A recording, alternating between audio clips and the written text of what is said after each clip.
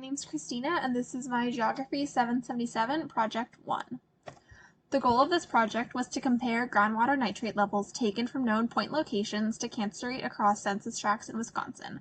In this case, the known point locations were from pre-existing wells. Then we wanted to create a GUI for the user to input a k-value that would then perform IDW and run OLS and Moran's I for the user to view the output map. The GUI was developed with Python through ArcMap and tk-enter. The process that the GUI performs begins with IDW to interpolate nitrate levels across the state. This creates a raster of nitrate levels rather than the point values. Then we could use this raster to find the average nitrate level for each tract. Then we performed OLS to model the relationship between nitrate level and cancer rate. Then we used Moran's I to assess spatial autocorrelation of the model, and then we could create the outputs for the user to open as desired. And on the right here, you can see a sample output map that the user receives at the end. When you run the code in the Python window, this is the GUI that pops up. I added the little Wisconsin symbol in the corner of the window just for fun, and then I added this map of Wisconsin as the background image, so you're not looking at just an entry box with a few buttons. And then it prompts the user to select a k-value greater than 1. And what happens if we select a k-value less than 1? Let's find out. So if I enter 0.3 and hit run analysis, this error window pops up telling me to please enter a valid k-value. So we'll try again.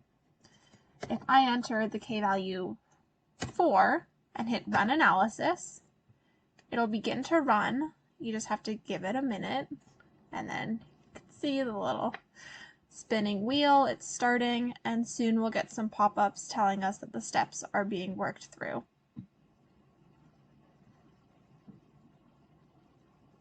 Again, there we go. We can see that IDW was completed, and then the rest of the steps continue to pop up.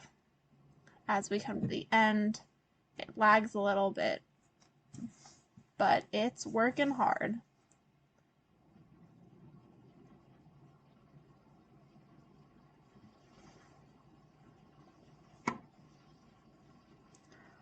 Awesome, so now the button went back to being ready to be used again, so we can open up our outputs. First we'll click on the first we'll open the OLS map as a PDF.